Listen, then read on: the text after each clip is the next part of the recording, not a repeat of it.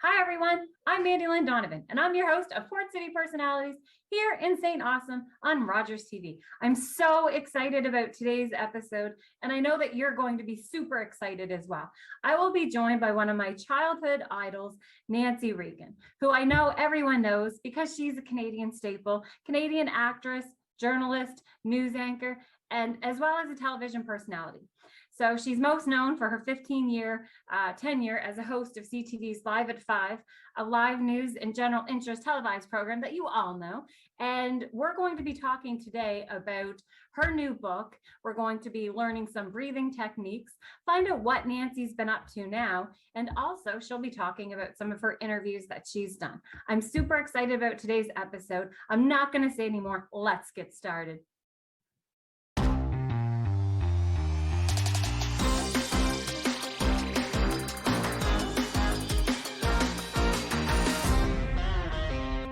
Nancy, thank you so much for making time and joining us today here at Port City Personalities in St. John. And you are where in the world right now? I'm in Halifax, in my basement, and just so excited. Like you say, thank you, but I want to thank you. I'm so delighted to have been asked to do this, and it's such a treat. My only regret is that I'm not in St. John today. I was really hoping to do it in person, and the stars didn't align, unfortunately, but I know that we're destined to meet before long. Absolutely. Next season for sure. I will come and find you in Halifax, or you will find us. We will meet up, because those that are watching right now, we talked a little bit, I think, on episode number 2 or 3 about the Kevin Bacon effect, or the 7 degrees of Kevin Bacon. And everybody's always seems to lead back to James Mollinger, because he seems to be the British Kevin Bacon of St. John / Rothesay. So we do share a mutual friend in common. So talk to me about, how do you know James Mollinger / Bacon? That is kind of hilarious, because I have interviewed both James Mollinger and Kevin Bacon. Of course you have. I interviewed Kevin Bacon years ago for a movie called He Said, She Said. And I interviewed James Mollinger, in June, I believe. He interviewed me and I interviewed him on our respective podcasts, Mollinger Meets Canadians and the Canadian Love Map. Do you see a theme developing here? I might. Canadians. I may. I've been a Canadian longer than him, Mandy-Lynn, but I know, for a minute longer. Yep. For a minute longer. But we met through our podcasts, and it was quite funny, because you know him and you know how easy it is for this to happen. It was like, boom, kindred spirits.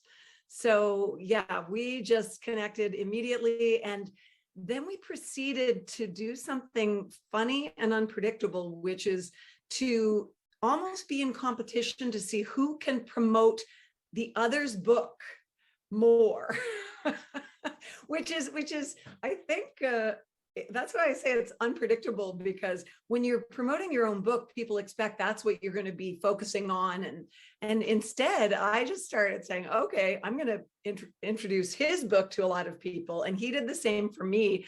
I sent him a photo one day of me at a book signing event with my poster, and I don't usually hang out with my poster, for the record. It's just for a backdrop. Otherwise, you see my messy office. I had the same backdrop, but I took it down. I didn't want you to think I was creepy, Nancy. Oh, okay. That's actually my kind of creepy. Thank you. If you're promoting my book, creep away. Yeah, thank you. But I was at my book signing event, and I got someone to take a picture of me reading Brit Happens. So it's looking like I was just sitting there, distracted by his book. And I sent it to him. And the next thing I know, of course, he posted it online.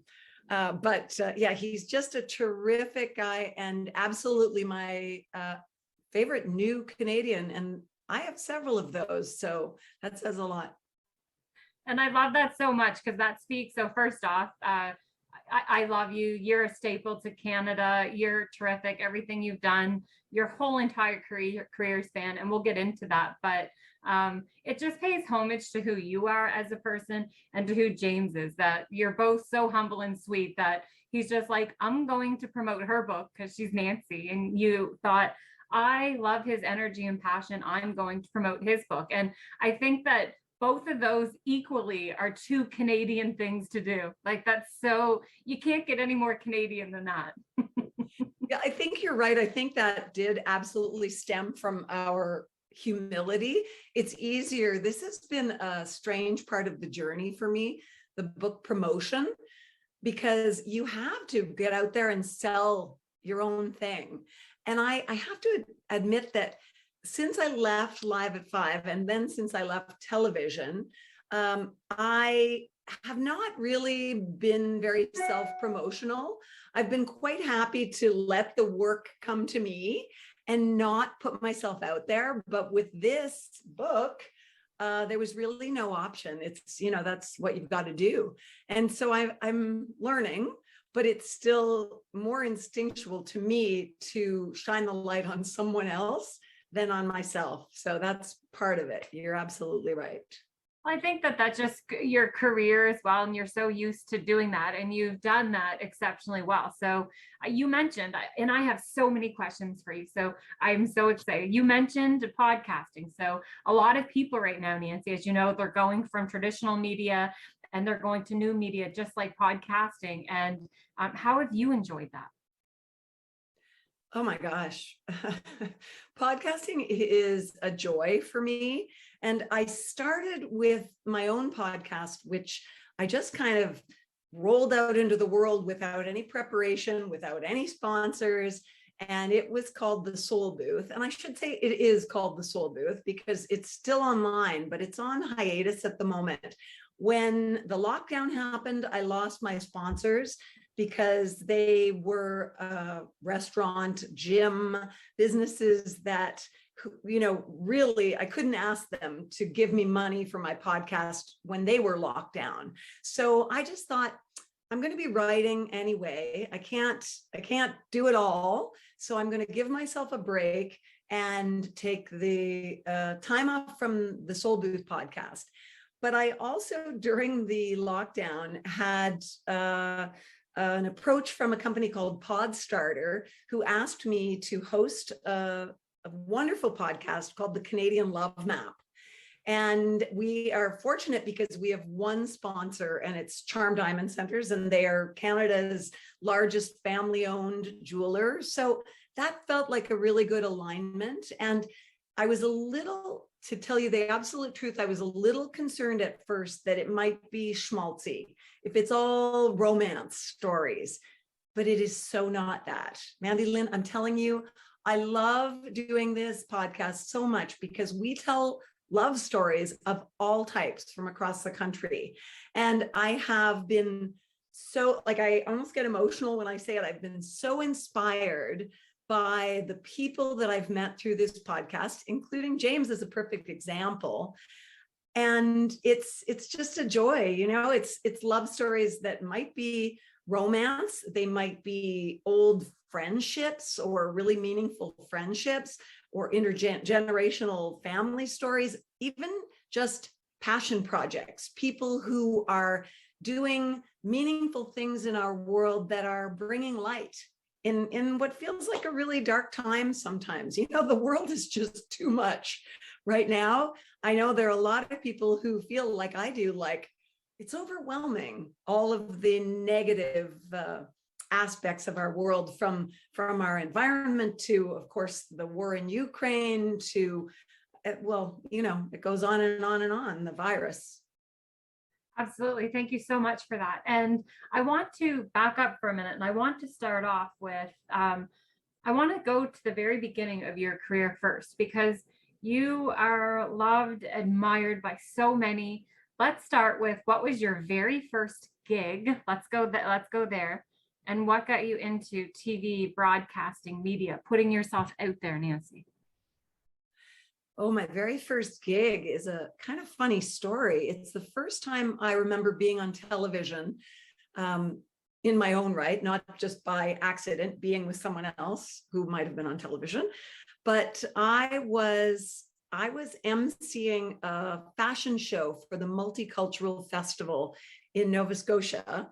And I happened to be given this MC job, and I was excited about it. But then we found out that CBC Radio asked us to come on and be on their birthday show. You know, Information Morning often does a birthday show, and that year it was televised as well. So I went on with the models, and as they came out, I did the description and I talked about what the show was. And I think I was only 21 at the time. And anyway, it gave me a little taste of television, and I got a lot of great feedback. I loved the energy of being on TV. And I was with Don Tremaine, who is a famous Nova Scotia broadcaster. And it was just fun. And all of a sudden I thought, especially because I got a lot of good feedback about it. And in those days, that meant a lot. You know, the external praise sort of led me by the nose. I was like, oh, I like this feeling. And I decided that maybe I wasn't going to be an English teacher after all, which was my path. I was still at St. FX at that time, and I was finishing up a Bachelor of Arts and planned to go into education. But I thought, maybe broadcasting. And I got lucky enough to get in to see the executive, well, first the news director and then the executive producer at ATV, which, as you know, at the time and now was sort of the preeminent broadcaster, because they've got huge numbers. And I went in and was looking for advice as to whether I should go to journalism school or broadcasting school, or maybe just break into a small radio market, in the hopes that that would, sorry, my computer is dinging. Can you hear that? It's fine. I may have spent my life in television, but I still can't figure out. I've got airplane mode on and everything, and it still wants to let me know when messages come in. Anyway, I'm sorry everybody for that distraction. So that was your platform. I got lucky. That's the answer. They saw potential in me. And so basically they said, look, we can't justify giving you a job, which I certainly wouldn't have expected, but they did give me some opportunities to be on camera just to see what kind of potential I had. And they could see that I could write. I was focusing on English at St. FX, and I've always loved to write. So they said, look, we'll take you on as an intern in a very amateurish way. There was no real agreement, but we'll train you if you'd like to do that. And within a month and a half, I think, they threw me on the air and gave me the job of a summer reporter. And the next thing I know, MITV started, which, as a lot of people watching might remember, was Maritime Irving-owned private broadcaster. Yeah. And after that, we had a huge exodus from ATV. And I somehow ended up as the co-host of Live at 5 at the ripe young age of 22, believe it or not. And we didn't tell anyone I was that age. But I got the co-host position, and I started on air with Steve Murphy from St. John, who was my savior in a lot of ways because he was so experienced. I guess we could get away with my inexperience for a while until I learned the ropes. And I think you both complemented each other very, very well. Wouldn't you agree? Oh, thank you. I hope so. I guess it worked out. The bottom line is that the people who hired me and did so on the basis of potential seem to have been pleased in the end, and I stuck around for 15 years. So I guess it was okay. And so 15 years is a really long career. I shrink from you saying too many nice things about me, but that's how I will say it humbly. 15 years is a long time in that slot with that amount of viewers, with that kind of content to deliver weekly, like 5 days a week. So that's a big platform. That's got to talk me through how that felt. So when I think back to myself at age 22, so you're 22 years old and you have a really big job. That's a lot. How did you feel? Well, I was a good actor, so I purported to be calm, cool, and confident. Always, But yes. the truth was, I was none of those things. I was good at pretending to be confident on air, but you can understand why it led me into imposter syndrome, because I had no background.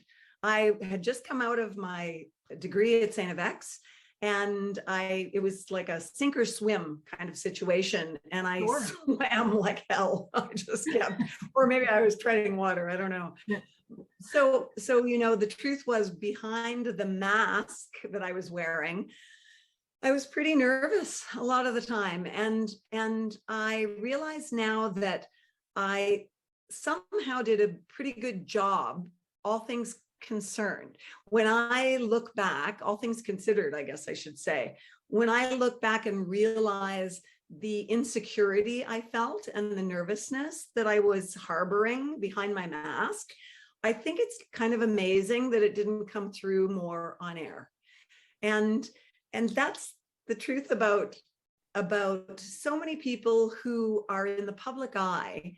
They come across as really having it all together, when sometimes, like me, they felt like they were close to having it all fall apart. And that's a big part of what my book is meant to do. It's meant to help people say, okay, let me take the mask off completely and take you behind the scenes and be honest about what I was going through. And that journey that took me a long time to get out of fear and get comfortable in my own skin.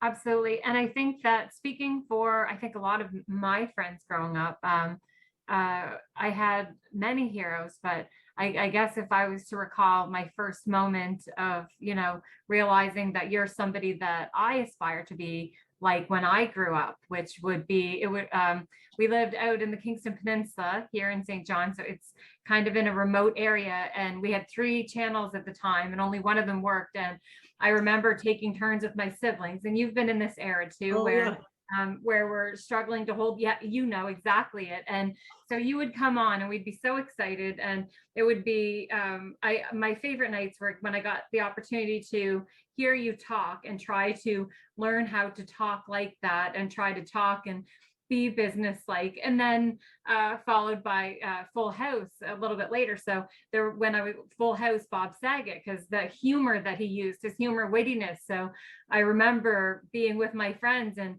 I would try to interview like that. So I would try to like to encompass a little bit of what you had and what Bob had, and try to mash it up together, and thinking, when I grow up, I want to be like her so much, because you were a great voice for women. You were a great voice for Canada, and also for somebody that could really handle a lot, because you talk about so humbly about being in the public eye, but also when you're delivering news, not all news that you have to give is, it's great when you have the opportunity to be able to cascade the news out. That is great, great content for people to be able to see, but you had to deliver some really tough news and some not so great stories. And the way that you did it, like, how do you get that skill set? And that's what I remember thinking as a younger person.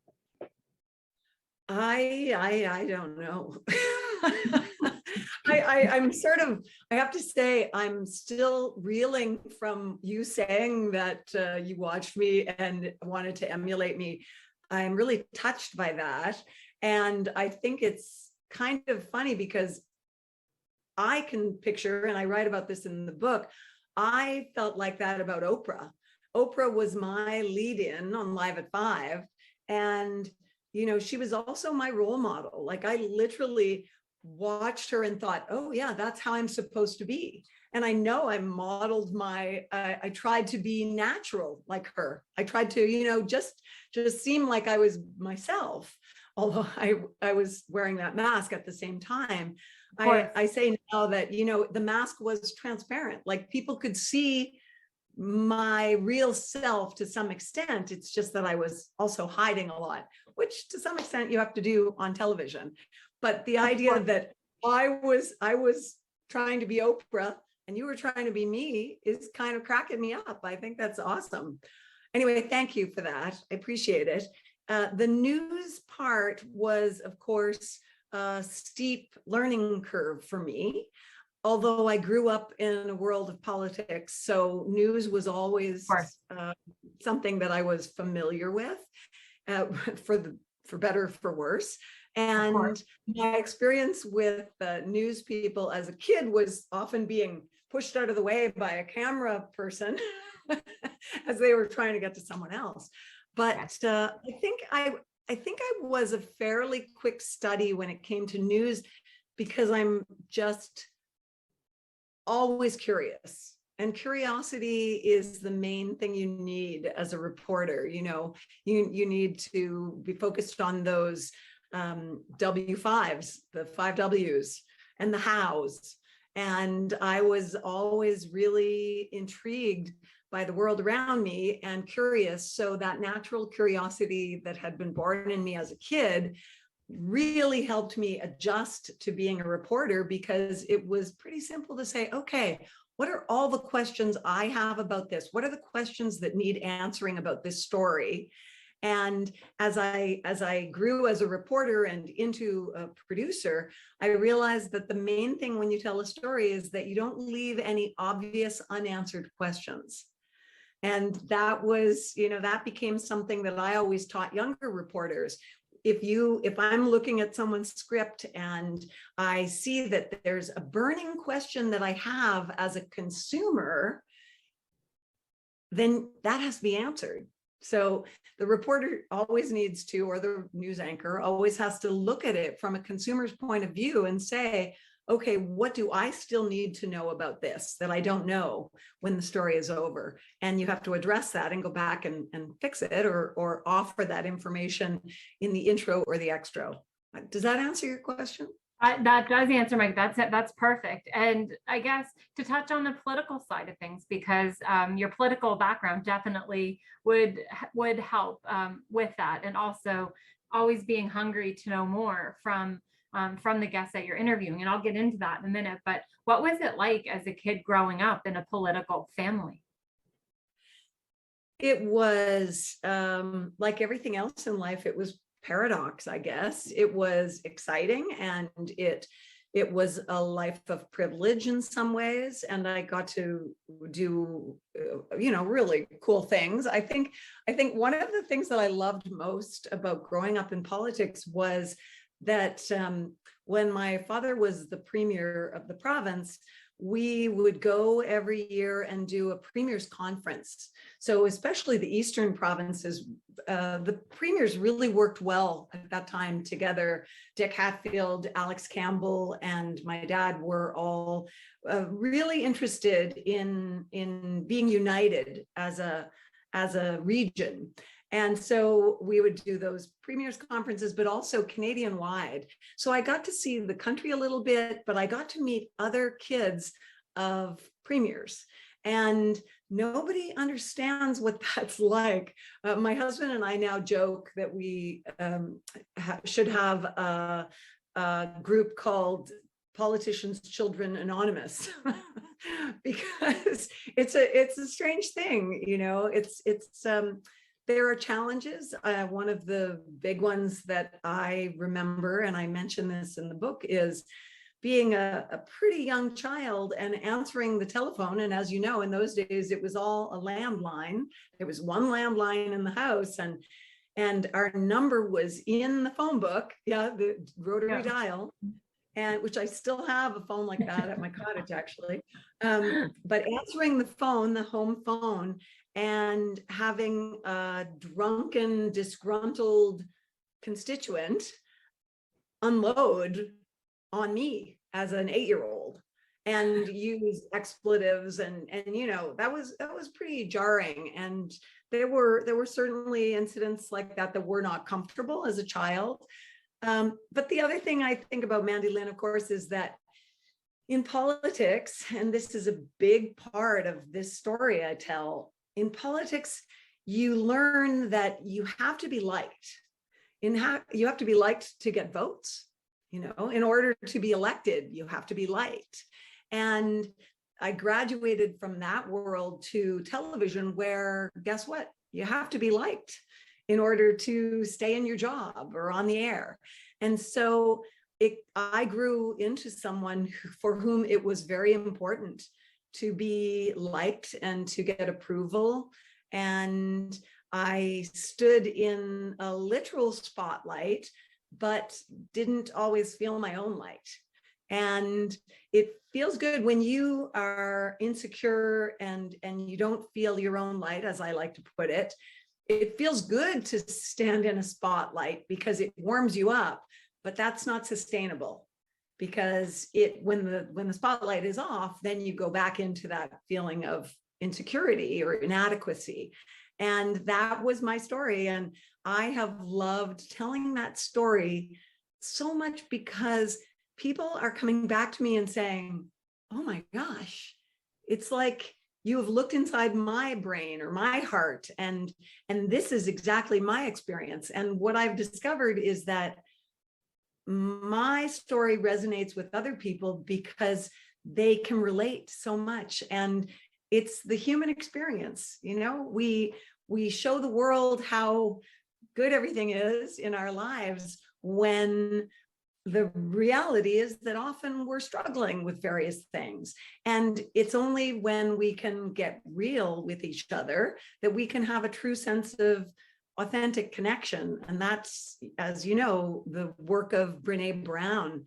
And I am such a huge fan of hers. And she has been so helpful to me on my path in terms of really learning to show up instead of showing off. Because for me, showing off means not just the traditional, what people think of as, look at me, look at me.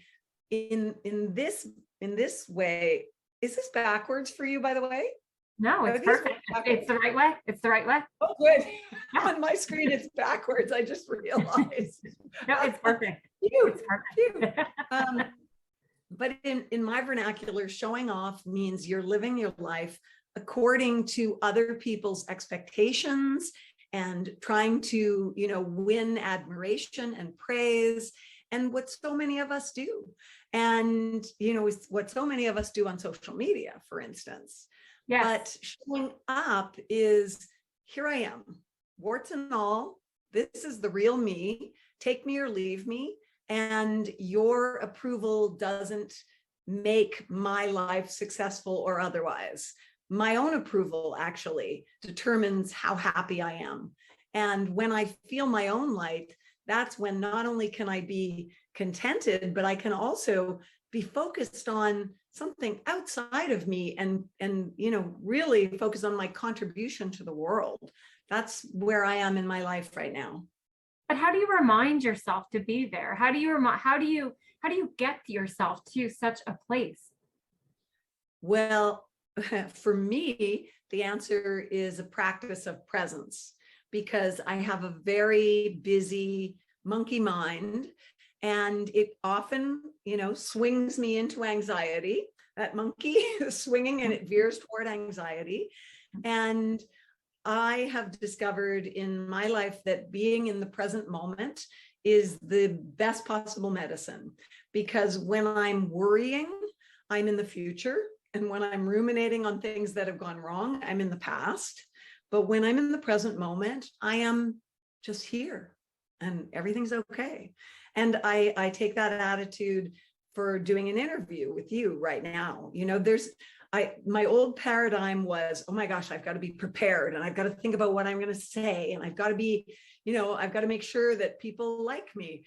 And now I'm just like, I'm going to show up and I'm going to answer your questions. I'm going to listen. I'm just going to try to be present. And if I make mistakes, Mandy-Lynn, that's okay. Like, for instance, saying, is this backwards?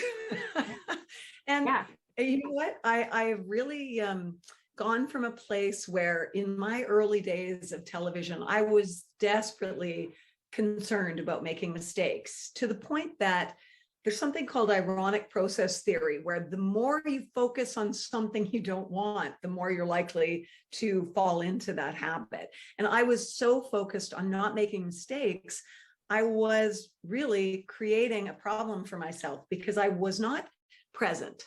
I would make a mistake on air, just make a mistake in my pronunciation. And then I'd be in my head thinking about, oh my gosh, I made another mistake, and beating myself up. And I often say that I had an earpiece when I did live television. And in that earpiece, I could hear my director and my producer, a technical producer, a couple other people could talk to me while I was speaking to the camera. And yet the most distracting voice of all was the voice that was saying, that was a stupid thing to say. Or, oh my gosh, you made another mistake. I can't believe it. You don't deserve to be here. And who do you think that voice belonged to? Hello.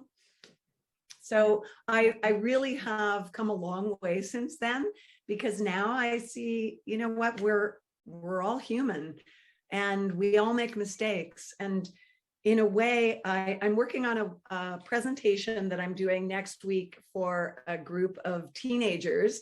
And I love doing workshops with teenagers because I think this is a message that needs to get to people at an early age. I think that especially teenagers today are so focused and so anxiety ridden about how they appear to other people. And if I can help them in the smallest way to show up instead of showing off, that's what I want to do with my time. But I was preparing this presentation, and one of the things I love to talk to teenagers about is to say, you have to learn to embrace your inner dork. And for me, it was like, that was my greatest secret as a teenager, was that I was a total dork. And I had to prevent everyone from knowing that. I was like, I have the whole world fooled. And that's that imposter syndrome, right? Even as a teenager, I had that because I felt people see me and they think I'm smarter and they think I'm more capable and competent than I really am. So I didn't really want to take on any big roles like when I was pushed to run for student council president in high school. I said, no, thank you very much, because I didn't want to be found out as the imposter I felt I was. Now, of course, I regret that. I wish I could have gone back and done it with a whole different attitude. And that's basically what I try to instill in young people when I do workshops for them, that you know what, this idea of being terrified of making mistakes is going to derail your life over and over and over again. The train that you're on is going to spend more time off the tracks than on if you're so worried about making mistakes and how other people are judging you.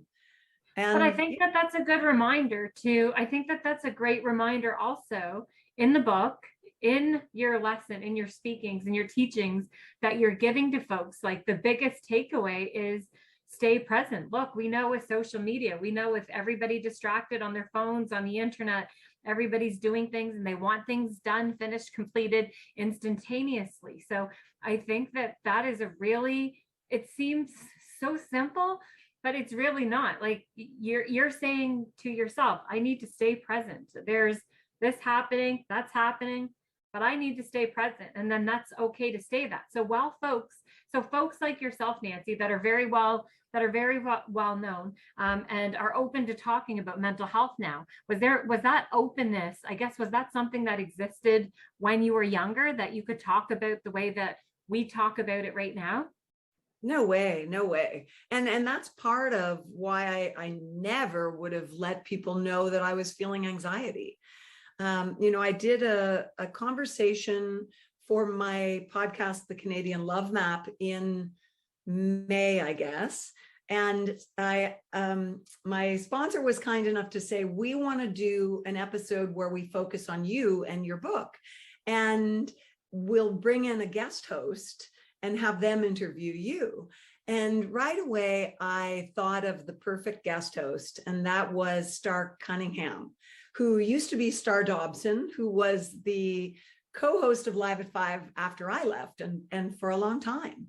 And I just thought, Star read my book before almost anyone else. She was one of those people I asked to pre-read it.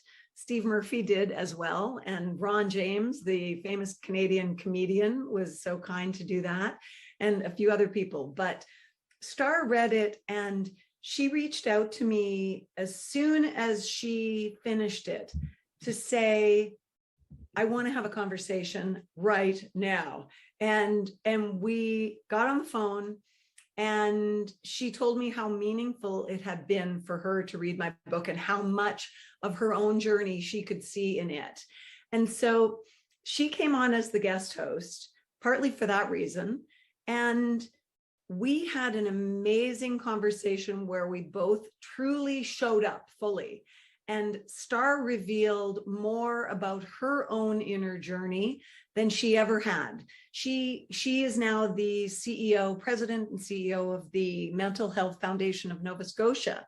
And she had never said before this podcast episode in really clear terms that she has struggled with her own mental health, and how a year or so ago, she committed to going to therapy on a regular basis, and what a difference it's made for her. And we were sitting in a studio at Podstarter with microphones in front of us and our headphones on, but we were just in this space alone in that moment, totally present. I was so blown away by how willing she was to bring her authentic self to the conversation. And neither of us was thinking anything else but about being present with each other.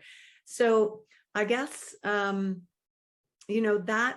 presence for me is key to really enjoying my life now. And as you know, at the back of the book, I have a special section called Doorways to Presence. And they are my own ways of really planting myself squarely in the present moment.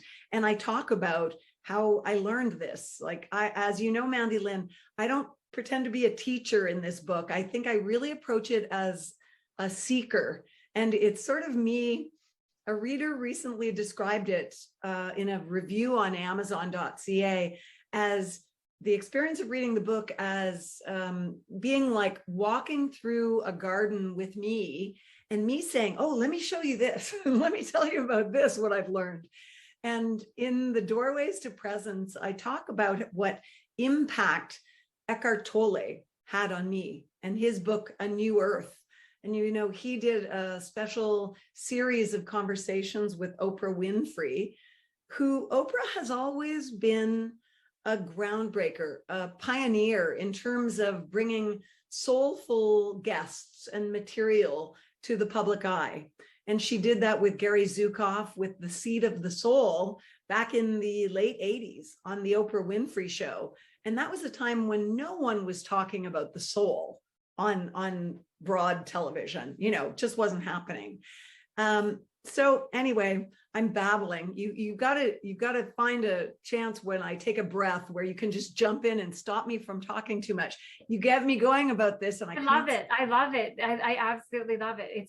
It's so perfect because you're touching on everything, which is great. This is the stuff that I think that it's great reminders that life's filled with like imperfections, and that it's okay to not be perfect all the time, and why should we aspire? And when you were talking about your book, one of my favorite mentions is the alternate nostril breathing, that piece of it.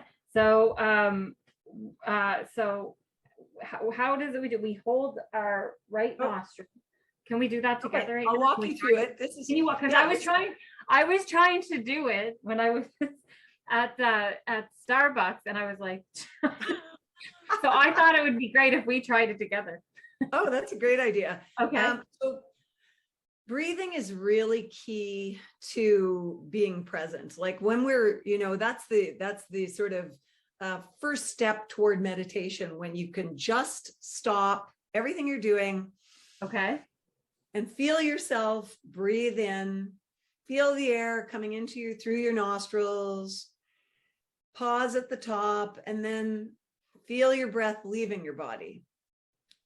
Just that moment, that's a meditative moment. That's mindfulness. You're just bringing your mind to the moment, just to your breath. And when you do that, I think of it as displacement. You know how a container ship displaces the water? Well, if I have a very busy or anxious mind, I want to displace that, whatever is creating the anxiety, I want to displace it with a sense of calm. And the way you can do that is often through the breath. So I talk about a couple of different or several different breathing techniques. Mm-hmm. And one of them is this alternate nostril. So you can either do it like this, or you can do it with your thumb and this finger or this finger. And we'll do it this. We'll close one nostril, breathe in through the other,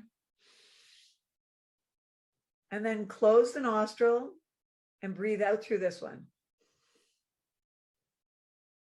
Then in through that same nostril and close it, and out through the other nostril. It's hard to talk while I do it. In through that nostril, switch, out, in, switch, out, and so on, and repeat. And as you'll notice, we should do a full 60 minutes of us just doing that for the interview. We don't exactly. Do the nostril breathing. Stay with us, everybody. Yeah. We might lose our audience. But, or they might just really fall into the relaxation that comes with that. So one of the things about alternate nostril breathing is when you're first learning it, you really have to focus. You have to concentrate on what you're doing. And that in itself takes you away from your busy mind. It just goes, you're focused on that one thing. But the beautiful thing about this practice is that it is said to actually connect your right and left hemispheres of your brain. It's very calming, but it also is supposed to connect your creativity with your logical mind. And for me, that's really helpful. So that's one of the breathing exercises I love. There are a few others. One that's very simple is just box breathing, where you breathe in for a count of 4.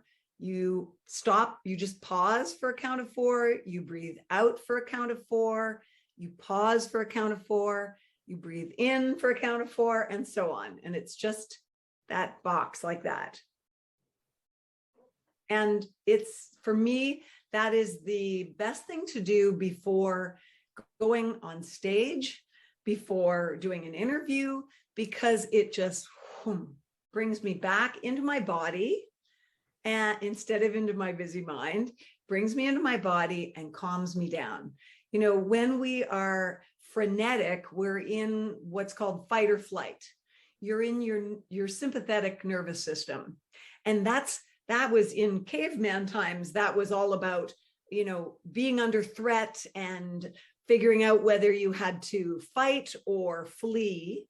And often freeze is another option. And we have those same reactions today to whatever we consider to be threat. But Mandy-Lynn, in our world today, everything feels like a threat, right? And even being judged feels like a threat sometimes. So we spend so much of our lives in that sense of anxiety, in fight or flight mode. And when we're in our sympathetic nervous system like that, we're not healing. We're not digesting our food. When we get into our parasympathetic nervous system, which is where you can slide into when you do yoga or meditation, it's that sense of calm. It's maybe you get this sense when you are at a cottage or sitting by a lake or sitting in nature. That same kind of calm is available to you anytime. It's just something that requires a lot of practice to find your way down that slide from the sympathetic nervous system to the parasympathetic into what's called rest and digest. And you just have to practice a lot, whether it's meditation or mindfulness or some of the simple presence practices that I talk about at the end of my book. You have to practice. That's the thing. And that practice will bring you to a place where you can catch yourself in a sense of anxiety or fluster and say, okay, hold on, catch and release. Release that, release whatever's bothering me, release what's got me feeling neurotic, and calm down and come back to that sense of everything's okay. For me, that is a practice that I will have to take part in every day of my life. That's why I say I'm not a teacher, I'm a seeker. I am someone who is much more practice than I am presence. I slip out of that all of the time. I am no Zen master, trust me. I am, you can ask my family, I still get overwhelmed, I get flustered. But the difference is I have this amazing tool of presence that I can come back to in any moment of the day and just say, okay, take a breath, go back to my breathing.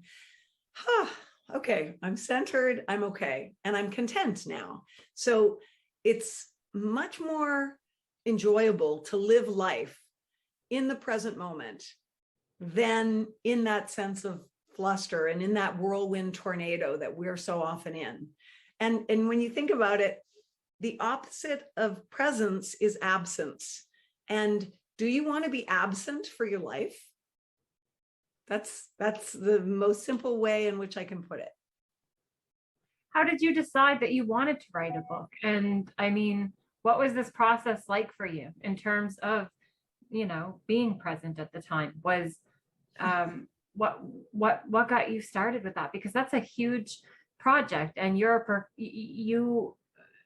already knew everything about TV, or you accomplished what you wanted, but being an author is just such a different direction. I don't think they run parallel together at all. So talk me through that. Well, I've always loved writing, as I said, and I've been reconnecting with my love of the written word in the past, I would say 15 years. I really took my pen out, and I really do write with a pen, actually. I have other writer friends who think it's hilarious that I write longhand. I wrote this book longhand. I most of it came out through my pen, not through typing. And I feel like I almost need that in order to get a sense of flow. For me, when I put my pen to the paper, I never know what's going to come out. And there's an expression, there's a wonderful quote. I think it's a quote by Annie Lamott, which was, I don't know what I think about something until I write it down. That's the rough version of the quote. And that is, that's so true. Like, it's a way for me of processing my emotion, writing. Mm-hmm. And even if people at home, I always say to people that even if you don't fancy yourself a writer at all, that doesn't matter. No one ever has to read it. You can burn it after you write it. But it's the idea of journaling or writing in a diary. It is so, the science of it is now very established that it's really helpful to us in processing emotion to write it down, to if we're angry or frustrated or scared, to actually write it down and see what comes out. Just put your pen on the paper and start moving it, and don't stop, don't edit, don't worry about how it is going to sound to anyone else, and shred it if you want afterwards. But it is a meaningful way to express your feelings. And I love what Dr. Edith Eva Eger says in her book, The Choice.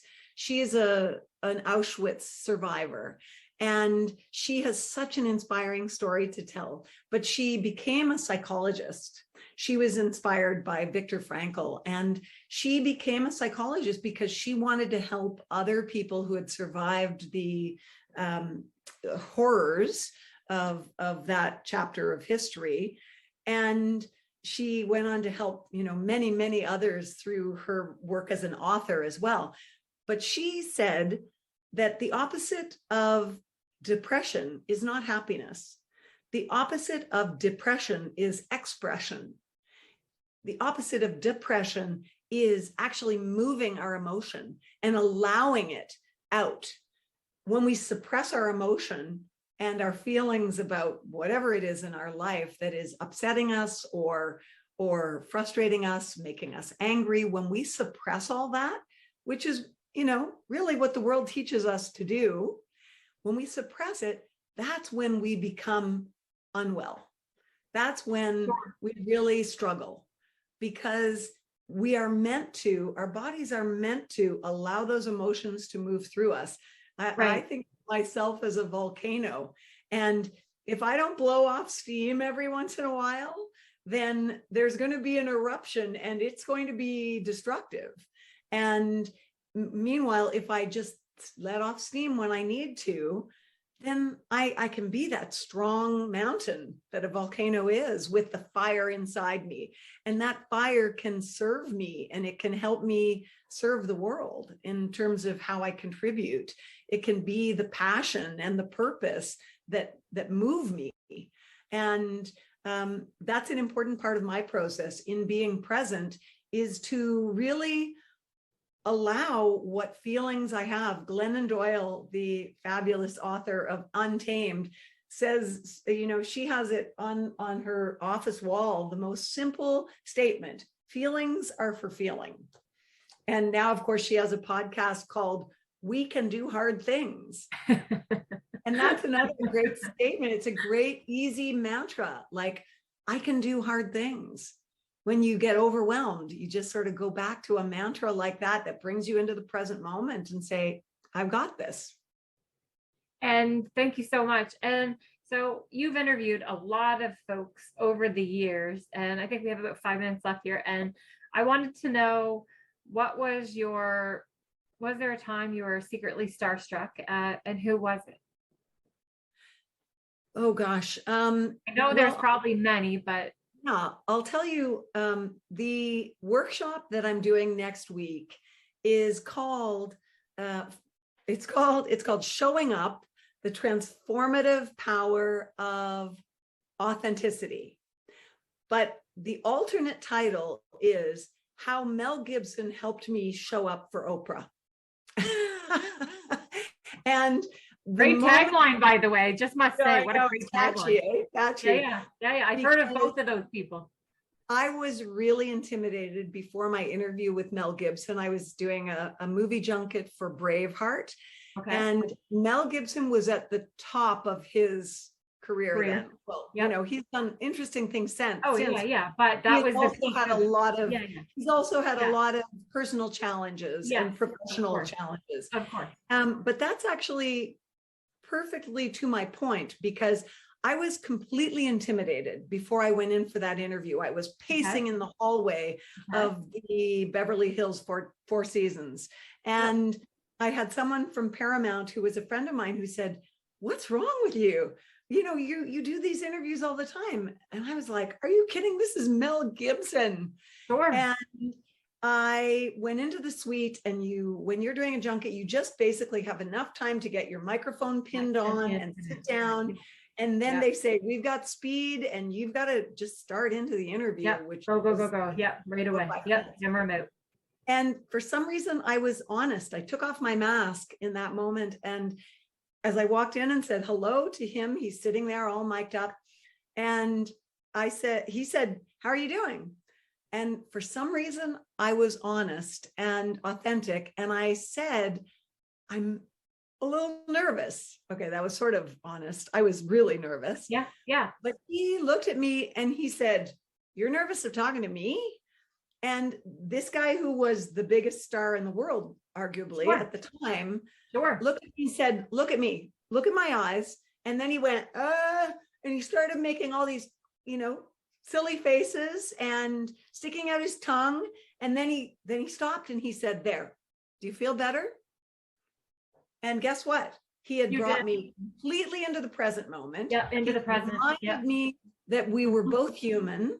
And that served me well 6 months later when I went to Chicago to interview Oprah. So that's, we don't have time to get into that today, Mandy-Lynn, I know, but that's why that alternate title is when, you know, how Mel Gibson helped me show up for Oprah, because he reminded me in a very visceral way that we're all the same. And it's the human condition to feel insecure and to feel our own inadequacies. And when we can take a journey like I did with this book and move into a feeling of being enough, it changes everything. And life gets so much easier and so much more fun.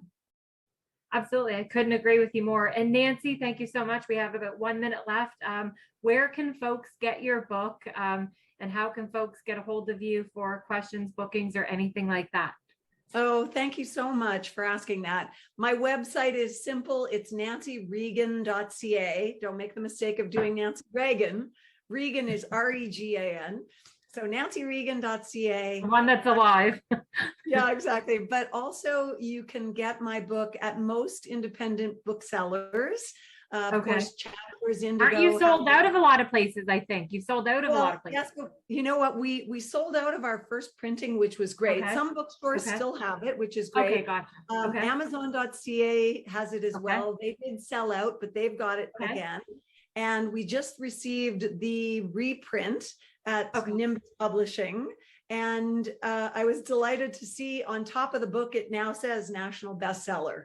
So that was really exciting. And I just want to say, you know, that couldn't have happened with all the generous people who were willing to buy it and spend their time, invest their time reading it. And I so appreciate that.